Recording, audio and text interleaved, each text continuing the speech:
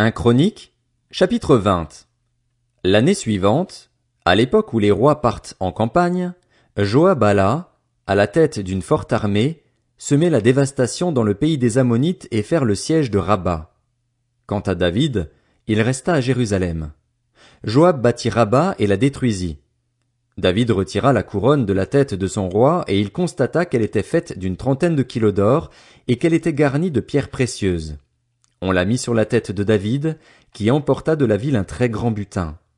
Il déporta ses habitants et les affecta au maniement des scies, des pics de fer et des haches de fer. Il traita de la même manière toutes les villes des Ammonites. Puis David retourna à Jérusalem avec tout le peuple. Après cela, il y eut une bataille contre les Philistins à Gézer. C'est alors que Sibécaï le Hushatite tua Sipaï, l'un des descendants des Réphaïm, et que les Philistins furent humiliés. Il y eut encore une bataille contre les Philistins. Elkanan, fils de Jaïr, y tua le frère de Goliath, Lachmi de Gath, qui avait une lance dont le bois avait la grosseur d'un cylindre de métier à tisser. Il y eut encore une bataille à Gath.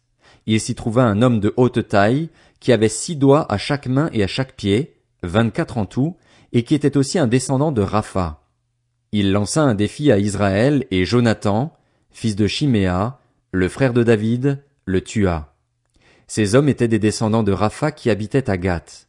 Ils tombèrent sous les coups de David et de ses serviteurs. 1 Chroniques, chapitre 21. Satan se dressa contre Israël et il excita David à faire le dénombrement d'Israël. David dit à Joab et aux chefs du peuple, « Allez-y, faites le dénombrement d'Israël, depuis Beer-Shéba jusqu'à Dan, puis faites-moi un rapport, afin que je sache combien ils sont. » Joab répondit, « Que l'Éternel rende son peuple 100 fois plus nombreux. Mon seigneur le roi, ne sont-ils pas tous tes serviteurs? Mais pourquoi mon seigneur demande-t-il cela? Pourquoi entraîner Israël dans la culpabilité? » Le roi persista dans l'ordre qu'il donnait à Joab. Celui-ci partit alors et parcourut tout Israël, puis il revint à Jérusalem. Joab remit à David le résultat du dénombrement du peuple. Il y avait dans tout Israël 1 100 000 hommes aptes au combat, et en Juda 470 000 hommes aptes au combat. Il ne dénombra pas Lévi et Benjamin parmi eux, car l'ordre du roi lui répugnait. Cet ordre déplut à Dieu qui frappa Israël.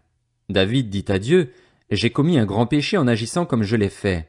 Maintenant, veuille pardonner la faute de ton serviteur, car je me suis vraiment comporté de façon stupide. » L'Éternel adressa la parole à Gad, qui était le voyant de David. « Va annoncer à David, voici ce que dit l'Éternel. Je te propose 3 fléaux. Choisis-en un, et c'est de lui que je te frapperai. » Gad alla trouver David et lui annonça, « Voici ce que dit l'Éternel, tu dois accepter 3 années de famine, 3 mois pendant lesquels tu seras détruit par tes adversaires et atteint par l'épée de tes ennemis, ou 3 jours pendant lesquels l'épée de l'Éternel et la peste seront dans le pays, et l'ange de l'Éternel portera la destruction dans tout le territoire d'Israël. Vois maintenant ce que je dois répondre à celui qui m'envoie. » David répondit à Gad, « Je suis dans une grande angoisse. Il vaut mieux tomber entre les mains de l'Éternel, car ses compassions sont grandes. Je préfère ne pas tomber entre les mains des hommes. » L'Éternel envoya la peste en Israël, et 70 000 hommes furent tués en Israël. Dieu envoya un ange à Jérusalem pour y semer la dévastation. Il était en train de le faire lorsque l'Éternel regarda, et il éprouva des regrets face à ce malheur. Il dit à l'ange destructeur, « Cela suffit, retire maintenant ta main. » L'ange de l'Éternel se tenait alors près de l'aire de battage d'Ornan le Jébusien. David leva les yeux et vit l'ange de l'Éternel. Il se tenait entre la terre et le ciel avec, à la main, son épée dégainée tournée contre Jérusalem. Alors David et les anciens, couverts de sacs, tombèrent le visage contre terre. David dit à Dieu, « N'est-ce pas moi qui ai ordonné le dénombrement du peuple? C'est moi qui ai péché et qui ai fait le mal. Mais ces brebis, qu'ont-elles fait?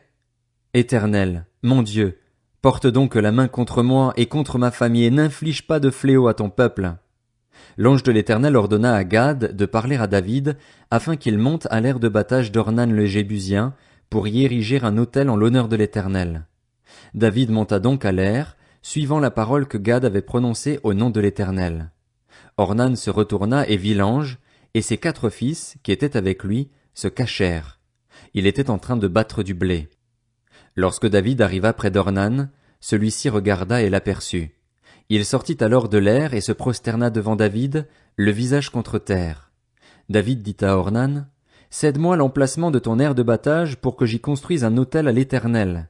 Cède-le-moi contre sa valeur en argent, afin que le fléau qui frappe le peuple soit arrêté. » Ornan répondit à David, « Prends-le et que mon seigneur le roi fasse ce qui lui plaira. Vois, je donne les bœufs pour l'holocauste, les chars pour le bois et le blé pour l'offrande, je donne le tout. » Mais le roi David dit à Ornan, « Non, je veux l'acheter contre sa valeur en argent, car je ne présenterai pas à l'Éternel ce qui t'appartient et je n'offrirai pas un holocauste qui ne me coûte rien. » David donna 600 pièces d'or à Ornan pour l'emplacement. Il construisit là un autel en l'honneur de l'Éternel, et il y offrit des holocaustes et des sacrifices de communion. Il fit appel à l'Éternel, et l'Éternel lui répondit en faisant descendre le feu du ciel sur l'autel de l'holocauste. Alors l'Éternel parla à l'ange, qui remit son épée dans le fourreau. À cette époque-là, voyant que l'Éternel l'avait exaucé dans l'aire de battage d'Ornan le Jébusien, David y offrit des sacrifices. Le tabernacle de l'Éternel construit par Moïse dans le désert et l'autel des holocaustes se trouvaient alors sur le haut lieu de Gabaon, mais David était incapable d'y aller pour chercher Dieu, parce que l'épée de l'ange de l'Éternel l'avait terrifié. 1 Chroniques, chapitre 22. David dit, « C'est ici que sera la maison de l'Éternel Dieu. C'est ici que sera l'autel des holocaustes pour Israël. » Il fit rassembler les étrangers qui se trouvaient dans le pays d'Israël, et il chargea des tailleurs de pierre de préparer des pierres de taille pour la construction de la maison de Dieu.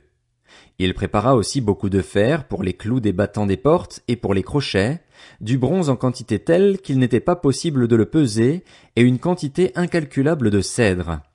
En effet, les Sidoniens et les Tyriens avaient amené beaucoup de cèdre à David. David se disait, « Mon fils Salomon est jeune et faible, et la maison qu'il s'agit de construire pour l'Éternel doit élever bien haut son nom et sa gloire dans tous les pays. C'est pourquoi je veux faire des préparatifs pour lui. » Ainsi, David fit beaucoup de préparatifs avant sa mort. David appela son fils Salomon et lui ordonna de construire une maison pour l'Éternel, le Dieu d'Israël.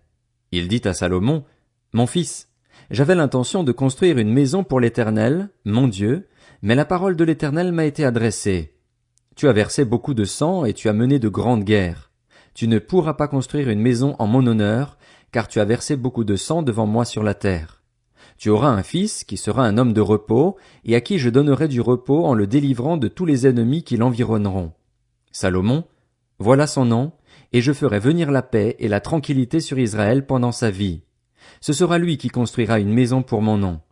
Il sera pour moi un fils et je serai pour lui un père, et j'affermirai pour toujours le trône de son royaume en Israël. Maintenant, mon fils, que l'Éternel soit avec toi, afin que tu connaisses le succès et construises la maison de l'Éternel, ton Dieu, conformément à ce qu'il a déclaré à ton sujet. Que l'Éternel veuille seulement t'accorder de la sagesse et de l'intelligence, en te plaçant à la tête d'Israël, afin que tu respectes la loi de l'Éternel, ton Dieu. C'est alors que tu connaîtras le succès, si tu veilles à mettre en pratique les prescriptions et les règles que l'Éternel a données à Moïse pour Israël. Fortifie-toi et prends courage, n'aie pas peur, ne te laisse pas effrayer. Par mes efforts, j'ai préparé pour la maison de l'Éternel 3000 tonnes d'or, 30 000 tonnes d'argent et une quantité de bronze et de fer qu'il n'est pas possible de peser, tant il y en a. J'ai aussi préparé du bois et des pierres, et tu pourras encore en ajouter. Tu disposes d'un grand nombre d'ouvriers, de tailleurs de pierre, de charpentiers et d'hommes habiles pour toutes sortes de travaux. L'or, l'argent, le bronze et le fer sont en quantité incalculable. Lève-toi et agis, et que l'Éternel soit avec toi. David ordonna à tous les chefs d'Israël d'aider son fils Salomon. L'Éternel, votre Dieu, n'est-il pas avec vous et ne vous a-t-il pas donné du repos de tous côtés? En effet, il a livré entre mes mains les habitants du pays, et le pays est soumis devant l'Éternel et devant son peuple. Appliquez maintenant votre cœur et votre âme à chercher l'Éternel, votre Dieu. Levez-vous et construisez le sanctuaire de l'Éternel Dieu, afin d'amener l'arche de l'alliance de l'Éternel et les ustensiles consacrés à Dieu dans la maison qui sera construite pour le nom de l'Éternel.